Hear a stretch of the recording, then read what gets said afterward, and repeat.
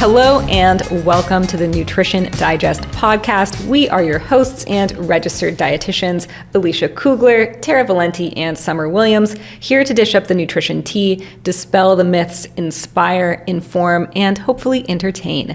Today, we are breaking down some of the most buzzed about wellness products: green powders, seed oils, and apple cider vinegar. These items flood our feeds, but are they truly beneficial or are they just expensive hype? We'll unpack the pros, cons, research or lack thereof, and when they might be useful or just unnecessary.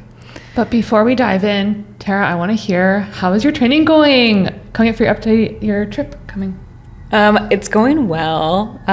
So just to give you guys a little background, I know you guys know where I'm going, but for the audience, the reason Alicia is bugging me about my training is because I'm going to the Alps to do the Tour du Mont Blanc trail as like a multi-day trekking trip. So we're going to be trekking at altitude with lots of elevation gain, like 6 days in a row, and it's going to be awesome and beautiful, and I'm going to be completely disconnected from my cell phone and my computer and all electronics. But leading up to that, I have to do a lot of hiking and strength training and stuff to make sure that my body is ready to go, especially after my recent stress fracture. So I've been hiking like a crazy person. Yeah. I joined you on a few of those hikes, and I think myself and my partner, like, he was really struggling. But it was like, I was like, okay, so this is California hiking. I had no idea. Really? So where did you go this weekend? Did you do anything? Tomorrow. So we had this hike planned for near like an area near Mount Diablo, which is in the East Bay. And if you're familiar with California, you know that there are microclimates everywhere. So it's usually very, very cool where we live. We live in like Berkeley, Oakland area, and San Francisco is usually very cool. But as soon as you go east, like even the slightest bit, it gets really, really freaking hot. And so I looked at the weather and it was like a high of 95 where we were supposed to be hiking. Oh my God. And we were going to do like a really intense one with, I think it was like over 2,000 feet of elevation gain or more. I don't even remember, but it was a lot. It was going to be really intense, and I was like, let's maybe do something on the coast. So we're going to go do a coastal hike instead tomorrow. That's going to be a little bit less crazy. How many miles is it going to be? I don't remember. So I normally plan all the hikes, but this one I think is around 10 miles. So, which is honestly like a little bit of a break, because last week we did one that was over 13, and that was, my feet hurt after that. No way. And how's your foot doing after the fracture? It feels good. Like, I went on a run today. I'm starting to increase my mileage back up and starting to feel like an actual runner again, which is nice. But it's slow and steady. But I can't wait for the trip. That's gonna Nutrition Digest Run Club starting soon. Oh my God. Right, Summer? Right, Summer? Right, Summer? You're gonna join us? All of a sudden my calendar got really busy. If you guys want to do a Nutrition Digest walk club, I can maybe join you. Wine and walk. Wine and walk. I like that. Now she's interested. I would love to join you. I just have a little bit of training to do. Okay. Well, we'll hold you to that. Let's dig into the content for today. Let's talk about greens powders. And Summer, do you want to start us off by talking a little bit about what they even are? Absolutely. So greens powders are concentrated blends of powdered fruits, vegetable, herbs, probiotics, adaptogens, and enzymes. And what they claim to do is boost energy, boost immunity, digestion, nutrient absorption, and athletic performance.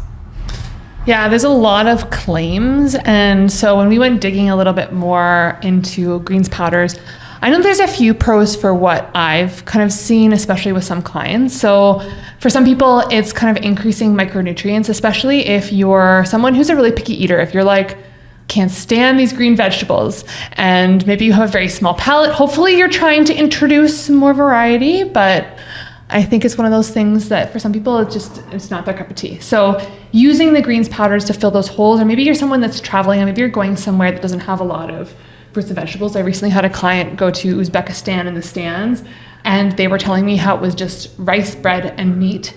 And I recommended before she went, like, take a greens powder with you to kind of like have a little bit of micronutrients because she was going to be in places where she might have some issues with like some health concerns.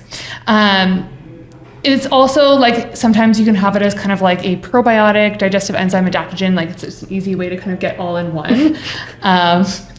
It can also be beneficial for people that are like athletes that maybe your training volume.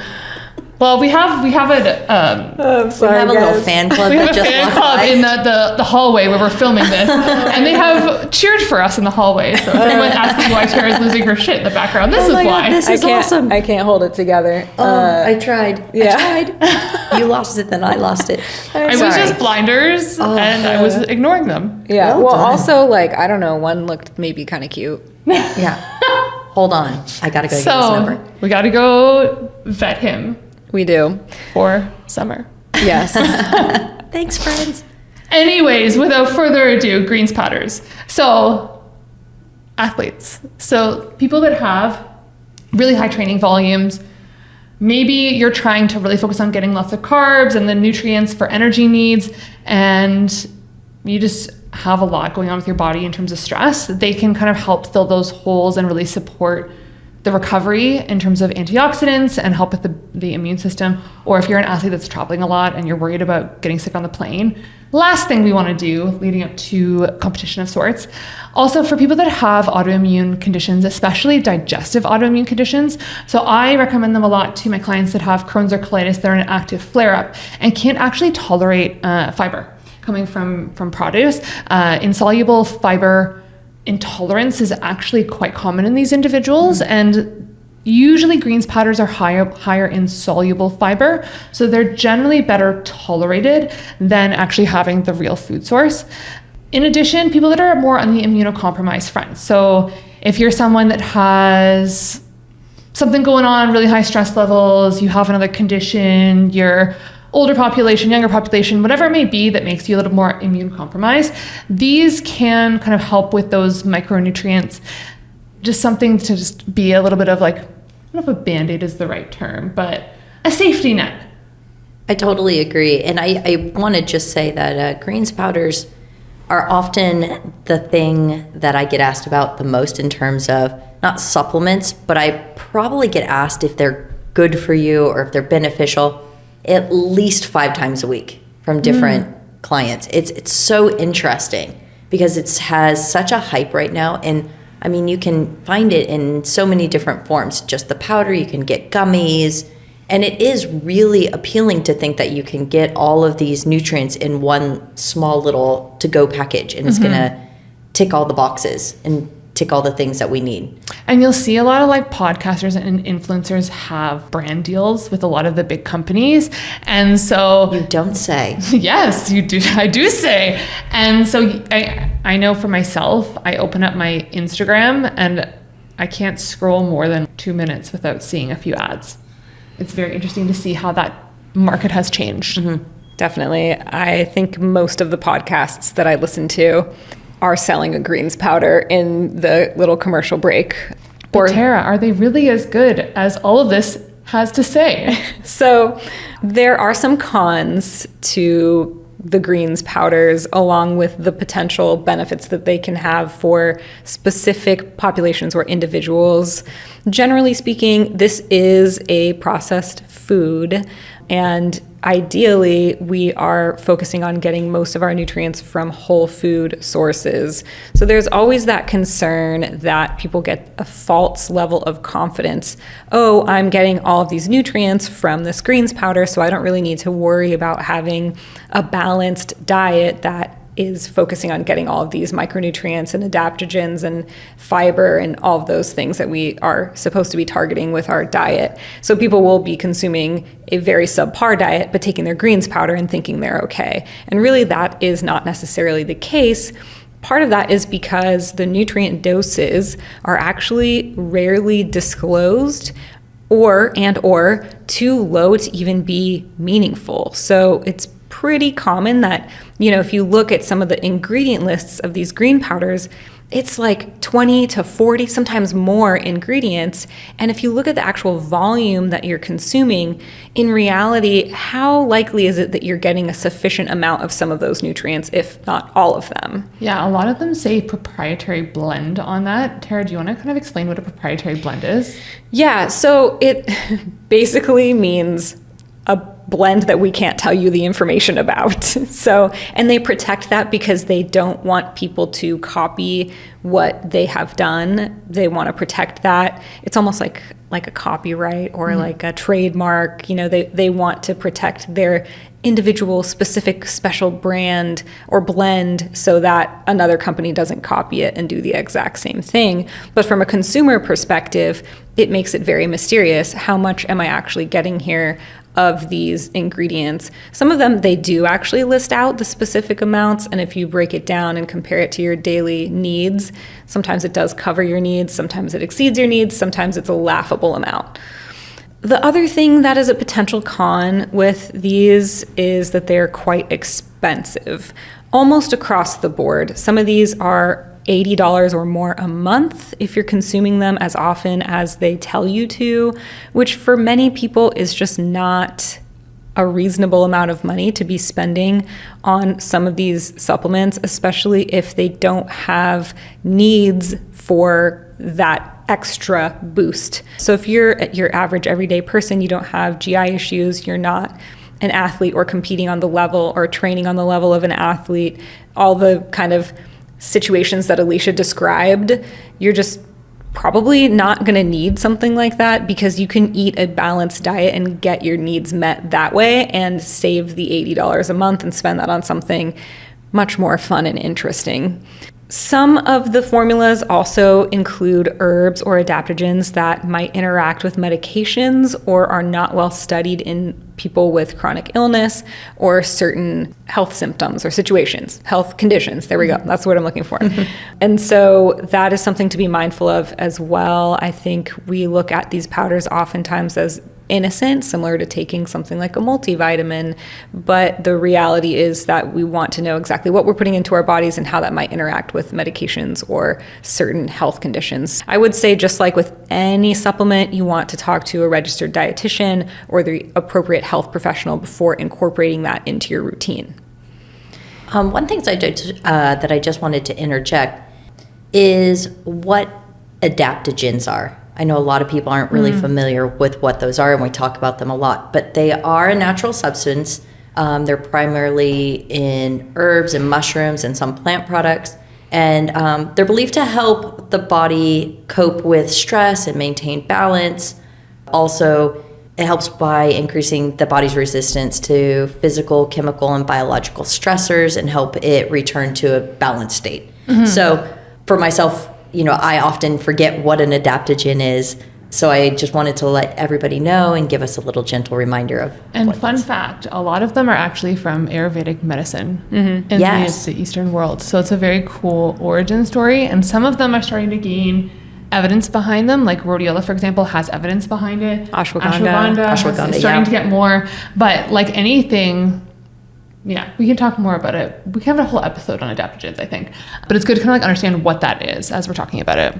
Definitely. Ashwagandha is the one that I feel like I recommend the most. But contraindicated with some autoimmune conditions. Yes. Bottom line here, when we're talking about greens powders, and again, there's many different types of green powders, so we're talking generally here, they're not harmful for most people, but they are also not essential if you're already eating a variety of fruits and veggies and varying your normal dietary intake, consuming mostly whole foods, all of that good stuff. They could be helpful as kind of like an insurance policy for athletes, for autoimmune populations, or during high stress or travel phases, but definitely it's not a magic bullet, and you still need to eat a good diet. So let's move on to seed oils. So seed oils are extracted from seeds like canola, soybean, sunflower, and safflower, and corn. They are commonly used in home cooking, packaged foods, fried foods, and restaurants. And they emerged in the 1900s as an alternative to partially hydrogenated oils. I believe right before World War One. That was kind of like the turning of the age in terms of like a lot of like food, chemistry kind of stuff. Exactly. So some of the claims and controversy around seed oils, and I'm sure many of you have heard about this, we get this a lot. Dun, dun, dun, seed oils. And people are so afraid of seed oils right now. I get asked often if they should cut seed oils completely out of the diet. And also, there's just a lot of scare tactics that have been used. But they're often called the hateful eight by some wellness influencers. They're accused of being toxic and linked to acne, infertility, cancer, and inflammation. And some of the alleged issues with that are hexane extraction, high omega-6 content, and oxidation. And we're going to go into that a little bit more in depth. Alicia, tell us a little bit more about it. What are some of the pros? Yeah, because it's not all negative as much as the influencers would like to believe. I'm probably going to get banned from the internet for talking about the health positives from seed oils instead of the health negatives.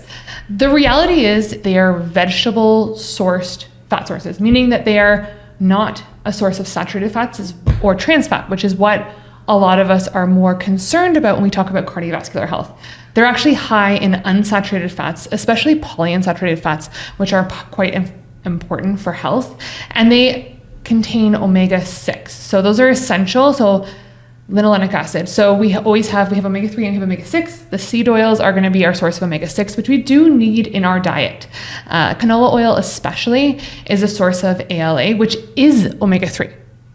So just going to take a moment. That is a seed oil that has omega-3, which is one of our anti-inflammatory essential fats. They also provide some important vitamins like vitamin E, and they contain omega-3 precursors. So they are not necessarily this demon that we all hear about, but I'll let Tara kind of talk about that in a moment. The last thing that I will say is a lot of times we talk about substituting some of the saturated fats or the trans fats in our diet for unsaturated, as research actually shows that it can lower the risk of heart disease and cardiovascular disease. So something to think about. So to summarize, so seed oils may actually lower heart disease risk. Mm-hmm. So what about some of the negatives? So to talk a little bit about the cons, when seed oils are overheated or reused, for example, in fryers, like commonly in producing French fries, for example, at a fast food restaurant, oftentimes they'll reuse oils multiple times. There is the potential for them to form harmful compounds. When I say harmful compounds, that means they may be harmful to human health if consumed in excess. There is, of course, going to be a threshold there. If you're consuming these things in very small quantities, very rarely, then not going to be as big of a concern. But if you're consuming them quite often, the concern goes up. So think about how many times you eat French fries a week. And I just, again, want to interject. The main thing here is excess. And I think that's where a lot of this information goes awry, or where a lot of the negative connotation with seed oils comes in. A big factor is this is meaning, or the scare is coming from people who are taking these products in excess, having them multiple times a day, multiple meals, huge amounts. And I think that's where we fall off, because the majority of us aren't doing that. Right. Highly refined versions are often found in fast food as well. So I mentioned French fries are going to come up a lot. Not all French fries use these, but that is something that potentially can be a concern, because the hyper-processed seed oils sometimes might actually have trans fat in them. And we all know trans fat is one of the arguably the worst fat to be consuming, and we want to keep that to an absolute minimum as much as possible. Some people say that the high omega-6 to omega-3 ratio might be problematic if your omega-3 intake is low. So that's something to be mindful of. As Alicia said, we do need omega-6 in our diet to a certain extent. What's the most important thing is making sure that you're getting a significant amount, or a sufficient, I should say, amount of omega-3 in your diet as well. Do the ratio is like 2-to-1 or 3-to-1, I believe. I always forget, but yes. Yeah, for omega-6 to omega-3. So. Right. And it's honestly hard to know exactly what your ratio is. So my recommendation to people is just make sure you're intentionally getting sources of omega-3 into your diet on a daily basis, maybe even more than once a day, so get that fatty fish in, eat your omega-3 rich seeds, make sure that you're getting omega-3 in, because you're of course going to be also consuming omega-6. It's a lot more abundant in our diets. So we just want to make sure that we're targeting omega-3 on a regular basis to help balance that out. Hexane is also used in the extraction of seed oils, and trace levels have not been shown to be harmful. So that's one of the things that people are concerned about. Oh, there's hexane involved in this extraction process. Is that something I need to be worried about? Could it be harmful to me? So far, trace levels of this are not shown to be harmful.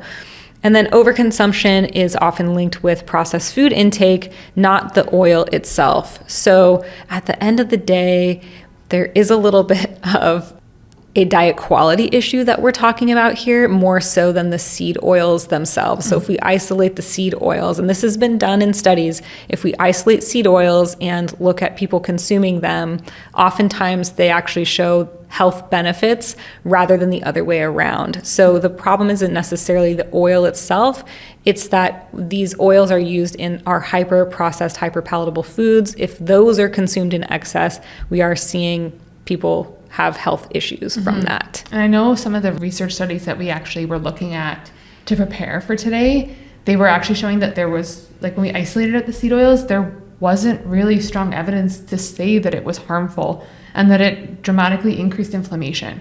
So the research is there, and it's very important to make sure that we're pulling on that. Right, exactly. And not getting our information from social media influencers who are trying to scare you. Regarding the evidence and the research, I do want to tap into that just briefly. There are large-scale reviews that show that replacing saturated fats with polyunsaturated fat improves cardiovascular health. We have known this forever. We keep studying it. It keeps coming back as a fact. So it's fat types, right? We want to be targeting unsaturated fats in our diet as opposed to saturated fat sources. It is beneficial for our cardiovascular health. That's not news. It's something that has been proven time and time again. There's no strong evidence that linoleic acid increases inflammation in humans. I think that one might come as a surprise to some people. And claims are often based on cherry-picked animal or in vitro studies. So basically that means studies that are done outside of human beings. So this is something we see quite often in social media and social media influencers. People are just cherry picking studies to prove a point because they have some other intention. And you want to watch out for that. They might sound very intelligent and very well researched, but in fact, they're not properly delivering information from that study in a way that is representing it authentically. Bottom line here, seed oils in moderation are not harmful. The main concern is their role in ultra-processed foods and fast food, not the oils themselves. Ideally opt for a variety of fat sources in your daily diet: olive oil, avocado oil, nuts, seeds, fatty fish. Use seed oils mindfully in cooking. Avoid excessive consumption of fried and processed foods. That's a no-brainer. And make sure you store oils properly. So, for example, don't store them in higher heat environments. We want to preserve the freshness and prevent oxidation of the oils. Oxidation basically just means the natural breakdown of those oils.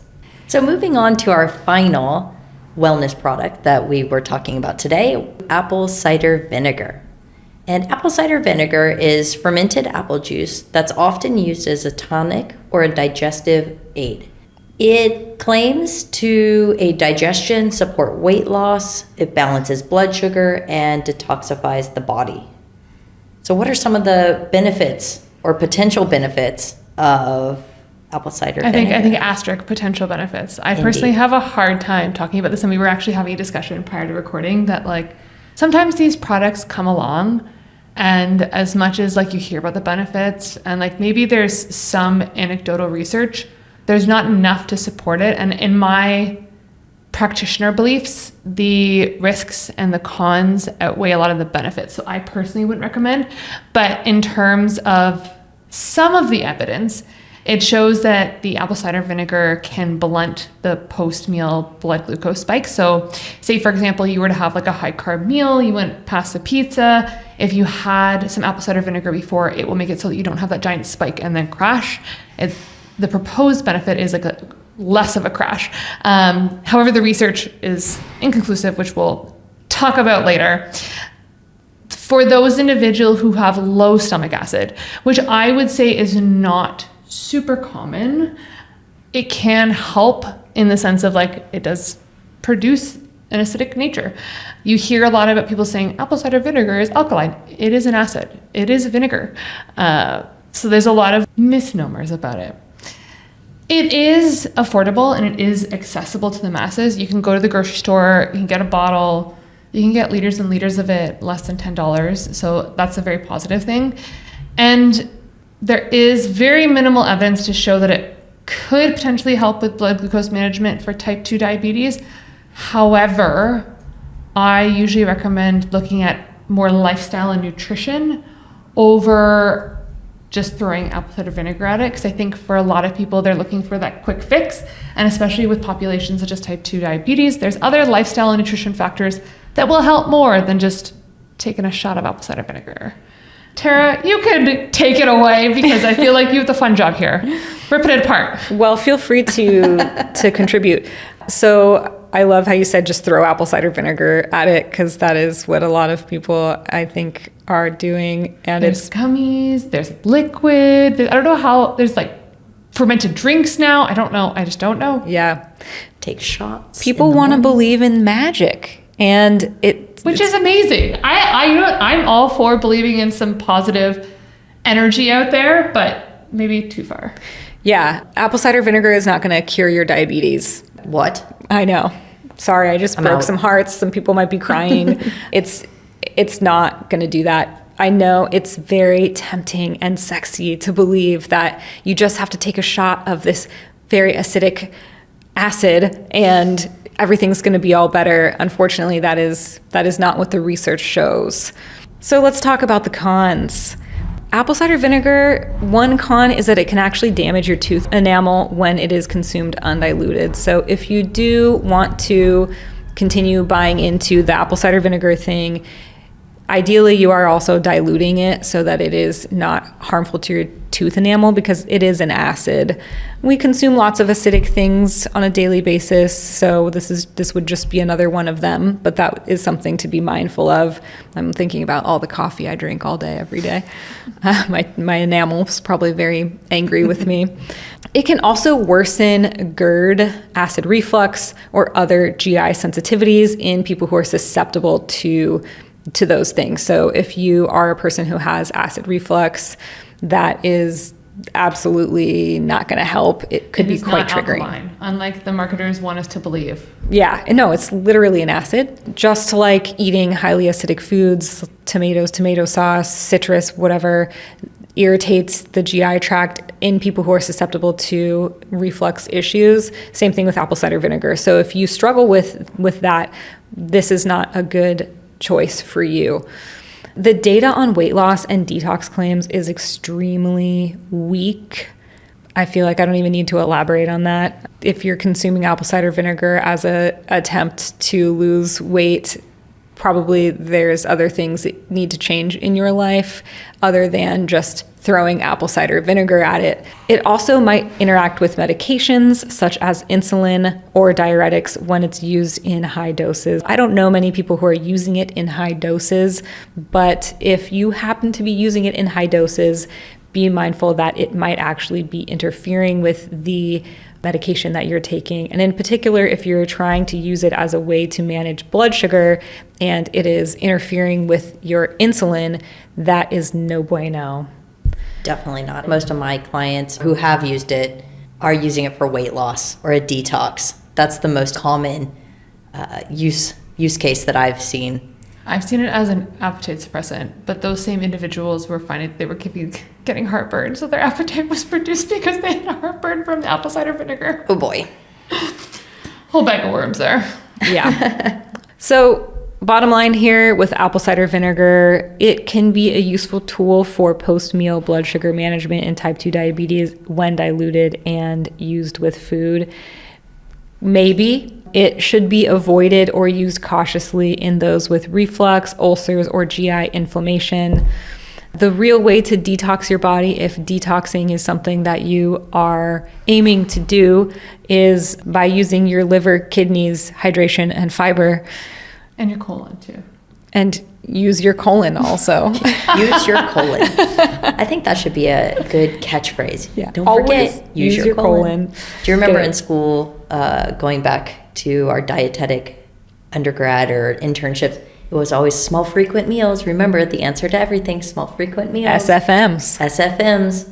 So I think this could be the next big key phrase in dietetics. Use your colon. Use your colon. I think the big takeaway is that also most research is limited. It's short term, it's poorly controlled. So as much as people want to jump on the bandwagon, the science just isn't there to support it. And that's what we have to remember always when we're looking at these things and wanting to get excited or jump on a bandwagon. Is there actual scientific research? So for final takeaways, to summarize all this stuff, some of the red flags that we want to watch out for are celebrity endorsements as miracle products, claims of detox without the science, or products that promote restriction or fear-based eating. Now, we've talked about that a lot in previous episodes as well, but again, this comes up again. These are really big takeaways in things you can see when you're on your social media feed and other forms of media that we're consuming. Those are things to watch out for. And in terms of like, if you did want to try any of the products, so like specifically like the greens powders, for example, things that you could be worthwhile is like if you know that you're going to be under a lot of stress, if you're going through life changes, you're traveling, maybe you're not going to have access to fresh food, maybe you're trying to figure out a little bit of gut support, or you're dealing with colitis or Crohn's or something along those lines, and you want a little bit more of like way to make sure we're covering those bases. And if you're someone that can afford the products and you don't have interactions, things to consider. But ultimately, these are not a solution or a quick fix to replace nutrition changes and lifestyle changes. They're a supplement, which means to supplement the body. Right. Many wellness products are not harmful in moderation. So moderation is the key here, but they are not necessary for most people.